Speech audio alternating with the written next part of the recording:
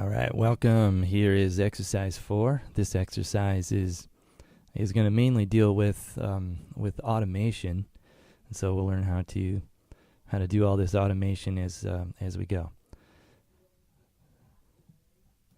So in your folders, there is an exercise 4, and we're going to use this song, Cog in the Machine. So I'm going to go ahead and grab all of those. And pull them in.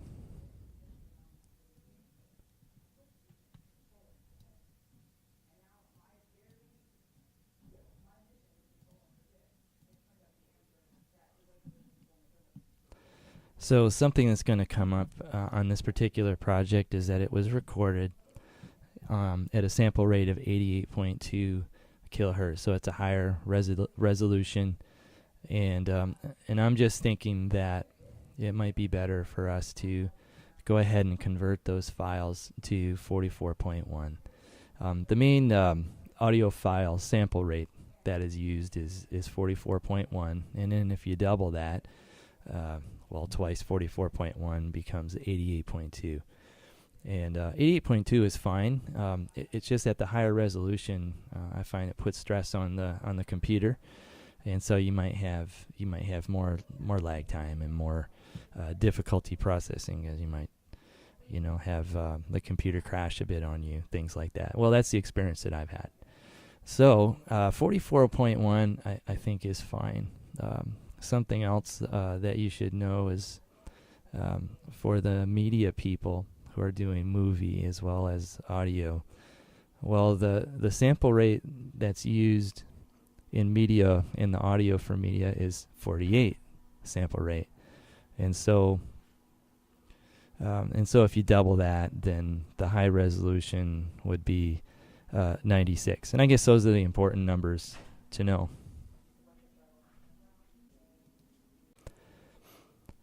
All right, and so let's go ahead and convert those files to 44.1. Then you have to wait a little while for the conversions and all of that.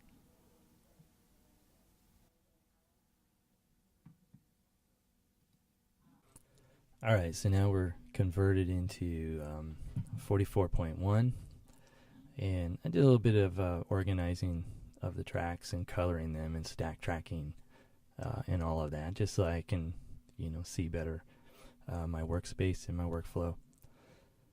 So here's what I found in the tracks. Of course, there's vocal, vox. The violin has its own track, and the guitars. So I went and stack tracked those, including the bass. I stack tracked the drums. The drums are mainly mono, except for the overheads. Overheads are stereo. That indicates that we have two microphones for that particular track. The room is basically just a microphone setup in the room. This is a live recording, and so you're picking up a lot of bleeding from other instruments because they're all playing together, they're all in the same room and all of that. And so that's something to account for. And then I noticed the onstage mix was way out of phase, so I had to play around with that one a bit in order to get it back on phase. And I just played around with snare drum hits and lined things up.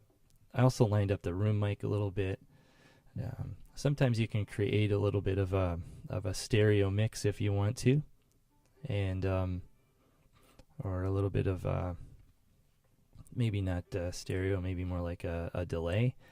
And but I wanted to start off right now just putting everything in phase, and also all of the tracks may not be used. Like these two are definitely suspect, but we'll see if we can use them in the final mix. You just never know. So here's what it all sounds like.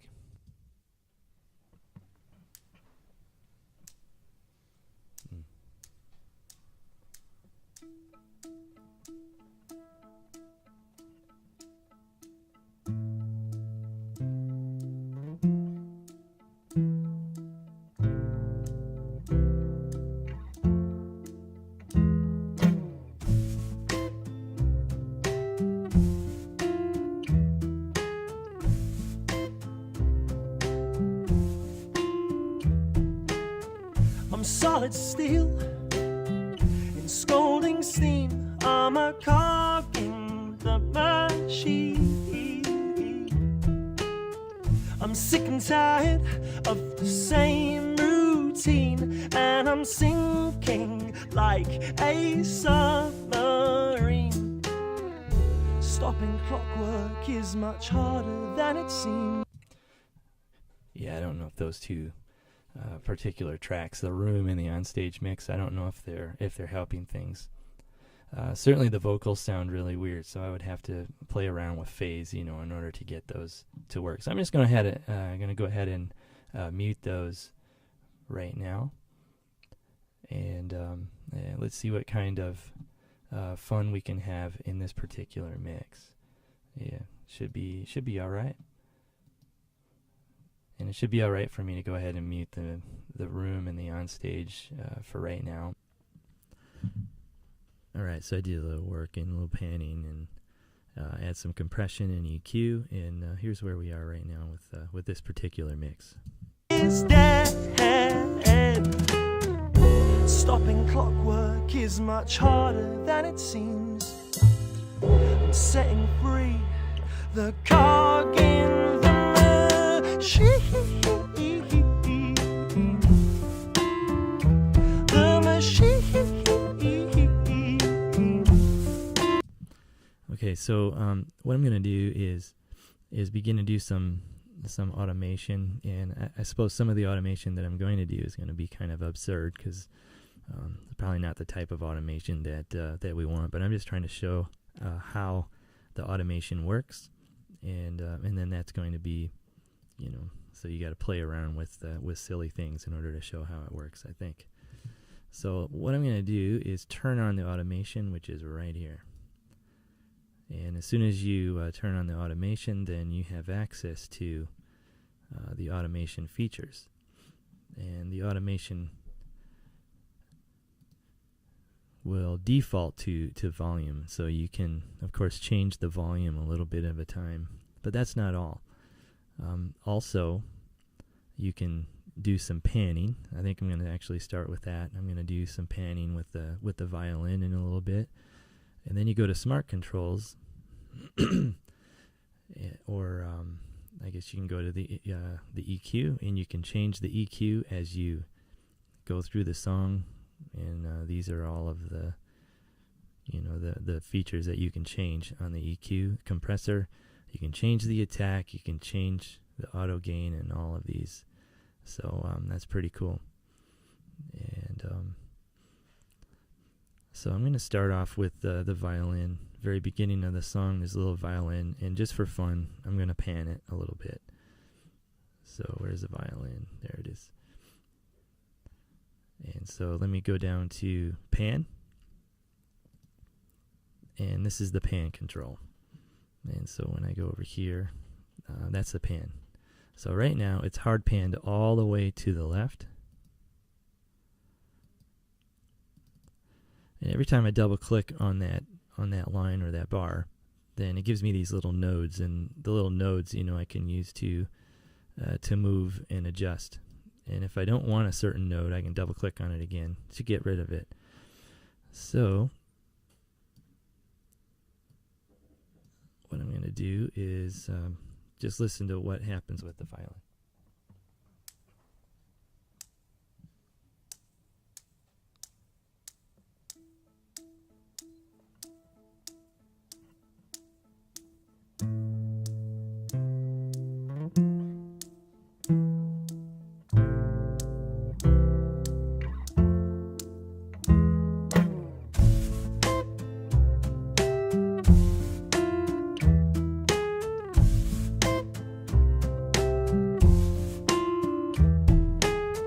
I'm solid steel in scalding steam. I'm a cog in the machine. I'm sick and tired of the same routine, and I'm sinking like a submarine. Stopping clockwork is much harder than it seems. Setting free the cog in Okay, so we'll take a listen to that part right there. I'm sick and tired of the same routine, and I'm sinking like a submarine. Stopping clockwork is much harder than it seems. Setting free the cog. So I'll make that go a little bit faster. Let's try that again. Like a submarine. Stopping clockwork is much harder than it seems. Setting free the cog in the machine. There. Now it's all the way to the left.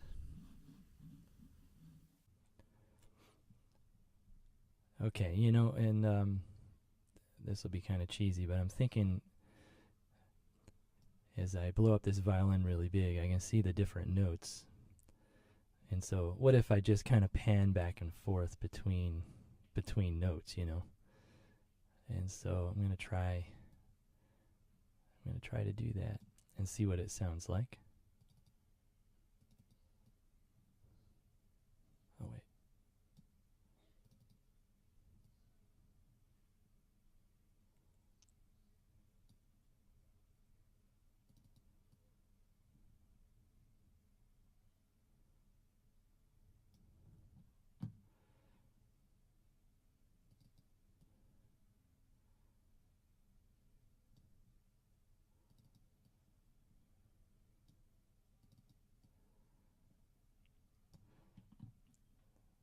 Okay, so let's go back to this part. And I'm sinking like a submarine. Stopping clockwork is much harder than it seems. Setting free the cog in the machine. The machine.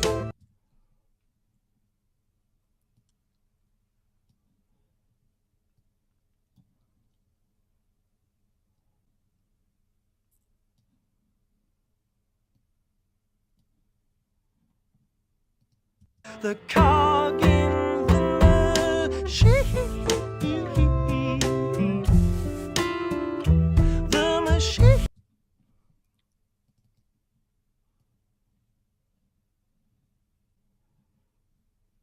Okay, I'm not really thinking about what I'm doing. I'm just kind of, or I'm not listening. It sounds kind of weird, but this is what you can do with panning.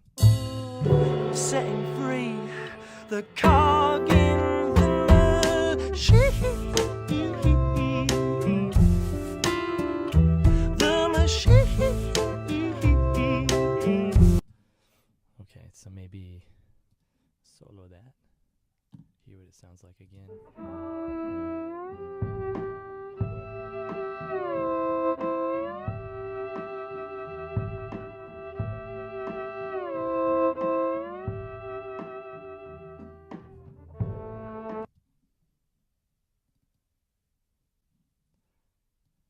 And then right in the middle.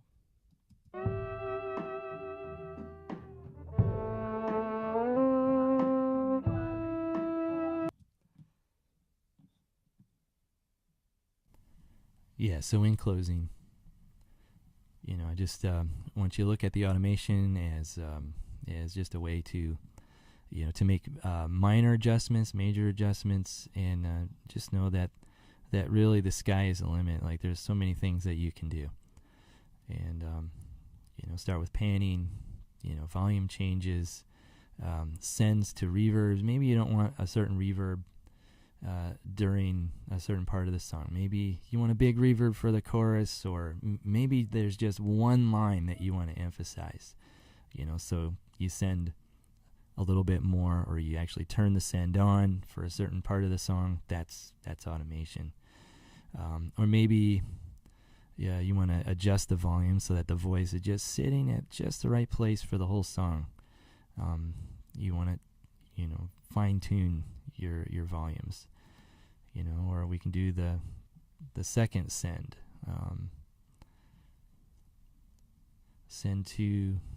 Send one is a delay. Okay, so we got another send. Maybe you want to highlight a certain phrase of the song. So we turn on the send and we turn up the send, and then we get, maybe a quarter note panning delay, for a certain part of the song. Well, it emphasizes that particular line of the song. And so just the thing that I want to emphasize is that you can do lots and lots of adjustments, and you can not only, change, like sending the reverbs, but you can make those adjustments in your particular plugins as well. So however many plugins you have during that on that channel strip, well, you'll have adjustments that you can make to each of them, like compressor. Well, we can change the attack. We can change the ratio. We can change the threshold, and just so many things that, the limiter, threshold, compressor, threshold, even so much that you can do. And you go to channel EQ, and you can even make minor adjustments. Maybe you want it to be telephonic at a certain point in the song, just to give it a little different feel. All right, so we can do that. We can do a high cut and a low cut filter, high cut and low cut, and then we can raise the middle, and that will give it the telephonic effect that we want. And we can make those all those adjustments right here. And each of those bands you see on your equalizer, well, you can see all those right here. You can turn them on and turn them off. You can see down here. So you do have to investigate a little bit, and because that's how you learn, with hands-on. And so I want you to play around and do investigate and experiment and see what kind of outcomes you can come up with. So there's your automation. And one thing about automation is, you don't want to get locked into automation too early in your mix. I'll say that. I've had problems where, I want to make the adjustments, but then I have to make them all the way through the automation. So sometimes I encourage you not to turn on the automation until you're reaching the end of the song. But that's really up to you as a producer or whatever. Maybe you want to start automating right away, even though I don't really recommend that. But the automation for me, like, I look at it like this, like it's really great that you can make these minor adjustments and right at exactly the right moment of the song.